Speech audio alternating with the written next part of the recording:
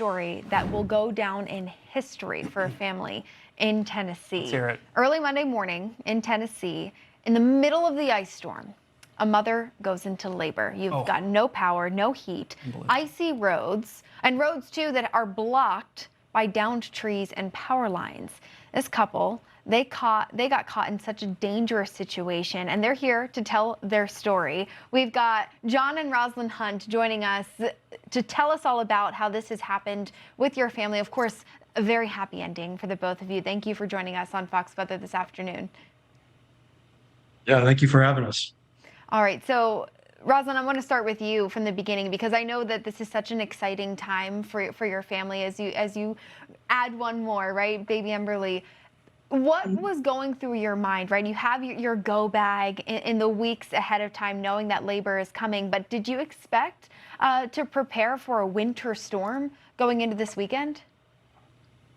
Yes, I was expecting the winter storm, but I didn't know that I was going to go into labor so soon. I was 39 weeks, almost 39 weeks pregnant at that point. And you want to take over? Sorry. Yeah. Everything's doing fine. Of course, given the storms that we were expecting, my biggest priority was keeping them warm. Yeah. Under the risk of us losing power and water, so I ensured we had plenty of non-perishables and means to stay warm without electricity. I made sure our vehicles were full of gas and in case we needed them to stay warm, stuff like that. And then here it comes, you go into labor.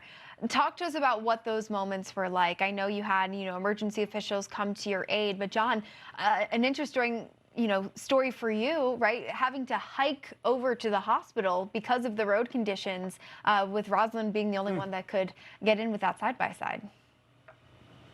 Yeah, so for visualization, after I attempted to drive us out, we ended up getting stranded in kind of a small valley between two hills after our vehicle wouldn't make it back.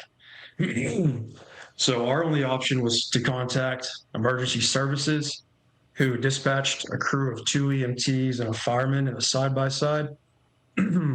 Unfortunately, the UTV only had 4 seats, so they didn't have room for me. So I asked for a ride when she got to safety, but the crew instead wanted to take her straight to the hospital, which I was fine with. But of course, I wanted to be by her side through everything.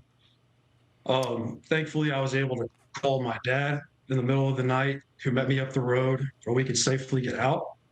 But to get there, I had to walk through frozen woods, across a small field and up a steep icy hill, across downed trees and 3 sets of power lines, and probably the worst conditions that I've ever trekked. Unbelievable. According to my dad, that's how he walked to school every day, by the way. Kidding.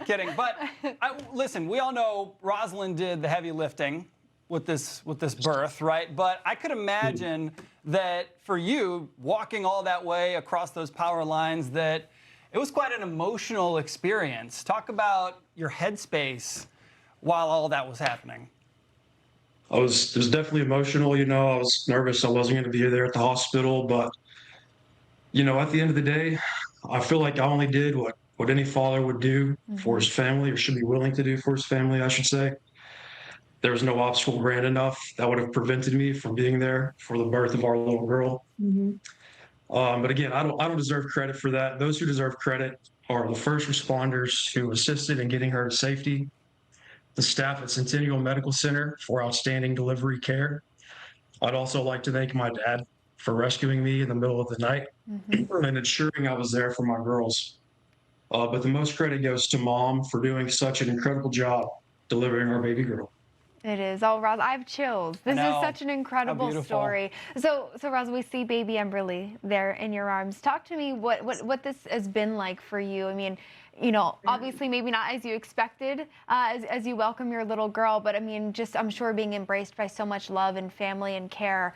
Glad to see Emberly. She's doing just fine. She is, yes. She's happy and healthy. We didn't have any complications or anything, so that was all good. No complications on that end. It sounds like the complications, though, were certainly thrown your way from Mother Nature, and these are just beautiful pictures, beautiful name. How did you, just real quick, personal note, how did you settle on the name Emberly? It's so beautiful, and I don't think I've ever met or heard of an Emberly before. So we wanted the kind of the Lee part in the first name out of respect for my mom. Faye is her middle name, and that's out of respect for her mom's side of the family. Sorry. And Ember, because it was just beautiful. We liked it. It's unique. Never heard it before. Yeah, no, it's beautiful. I think of an ember and I think of warmth, right? Warm embers, right? And warm embers, and certainly I think the way that she came into this world during an ice storm, it's quite perfect, right? Yeah. Well, John and Roslyn Hunt, thank you so much for sharing your story with us here on Fox Weather. And I'm so happy for your growing family and your little girl, and I'm glad that you guys have gotten through this winter storm safely. Absolutely. Thank you for having us.